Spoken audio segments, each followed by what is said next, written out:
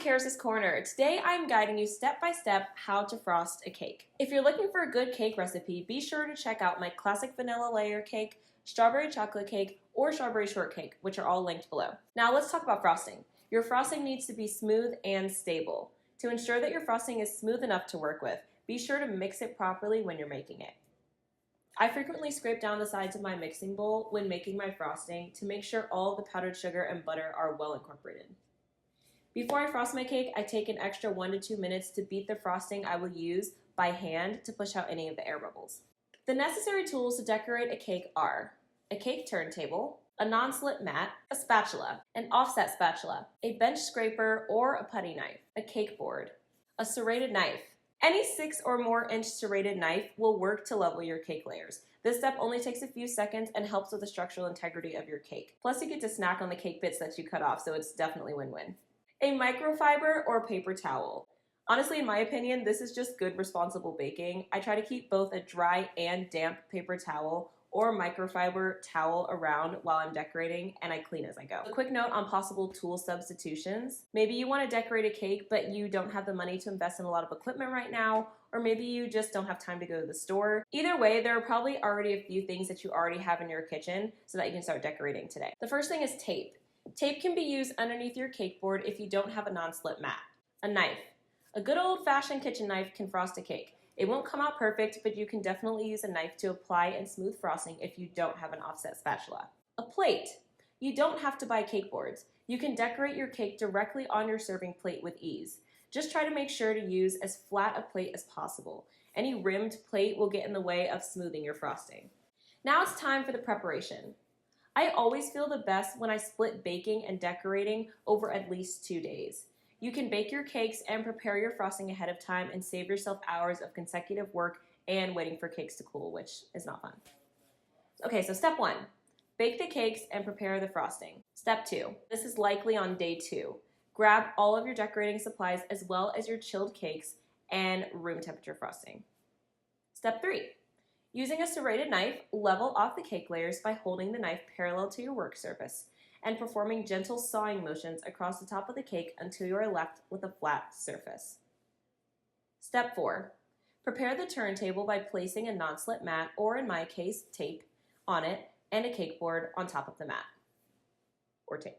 Step 5, scoop some prepared frosting out of the airtight container that you placed it in the day before and place it into a large mixing bowl. Using a regular spatula, beat the frosting vigorously by hand until it is smooth again. You can also do this step with a KitchenAid mixer fitted with a paddle attachment on the lowest speed. Time for the stacking and filling. Step 6. Using an offset spatula, place a small dollop of buttercream onto the center of the cake board. This will act as glue to hold down the first cake layer. Step 7. Place your first leveled cake layer, leveled side up, on the center of your cake board and lightly press down so that it sticks to the buttercream. Step 8. Add about a half to a third cup of buttercream onto the cake layer. I like to add more than necessary so that it will pour over the sides, which makes frosting the outside layer easier later on. Step 9.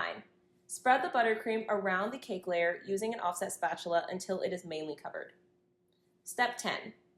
Using the offset spatula, press down on the frosting with the offset tip in the middle and at an angle of about 4 o'clock if your cake circle were a clock. If you're left-handed, then you would place the spatula at the 8 o'clock angle. Step 11. Continue stacking your cake layers and frosting, repeating steps until you have built your cake, placing the final cake layer upside down. Next is a crucial step, the crumb coat. A crumb coat is a thin layer of frosting that traps in the crumbs so that no cake crumbs end up in the final coat of frosting. It requires a bit of extra time in the refrigerator, but trust me, it is totally worth the wait. It will make your life so much easier. In general, in cake decorating, it's important to know how to work with different temperatures. So knowing how to make your refrigerator work for you is a valuable tool in the process. For example, if it's a particularly hot day and your frosting is too runny, pop it in the fridge for a few minutes and remix it and you should be good to go. Okay, so step 12. Holding your offset spatula perpendicular to your work surface, gently start to spread the buttercream that has spilled over the sides of the cake layers using a swiveling motion of the wrist. Step 13. Add more buttercream to the sides and top of the cake until it is completely covered, and be sure not to get any crumbs in the main batch of buttercream. Having a separate small bowl to put any buttercream that has crumbs in it can be helpful. Step 14. Grab your bench scraper or putty knife and hold it perpendicular to your work surface. Hold it as straight along the side of the cake as you can get it. Apply slight pressure with the scraper while the other hand spins the turntable. Do this until the cake is covered in a thin layer of frosting, but you can still see the sides of the cake layers. We like to call this the naked stage. Step 15. Using a bench scraper or putty knife that you have wiped off, pass over the top of the cake, holding the tool's edge parallel to your work surface until there is no longer a lip of frosting over the top edge. Step 16. Pop the cake in the refrigerator for 20 to 30 minutes or until you can touch the frosting and none comes off on your finger. Now you can make this a stopping point and finish the final coat the next day if necessary. Before popping the cake in the fridge, just wrap it securely in plastic wrap on the cake board or plate. For the finishing coat, it's completely up to your creativity and vision for your cake. For the purpose of this tutorial, I'm just going to show you how to frost a cake with a clean finish, but you could choose an icing comb, a pipe design, or really whatever you want. Step 17. Remove the chilled cake from the fridge. It should be firm to the touch and no frosting should remain on your finger after touching it. Repeat the process of adding frosting to the sides and top of the cake until it is covered in a slightly thicker layer of frosting this time. Then scrape with a bench scraper or putty knife, remembering to wipe the scraper clean between each swipe. You should have a lip of frosting that begins to form over the top edge of the cake. Step 18.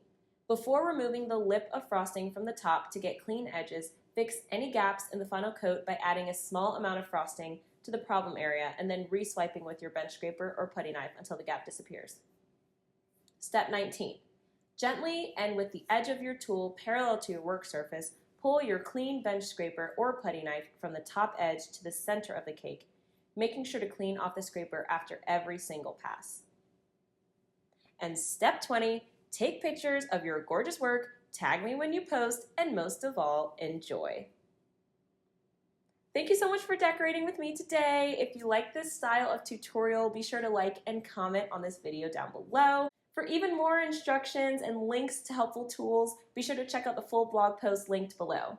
I hope you have a wonderful day and the happiest of baking to you.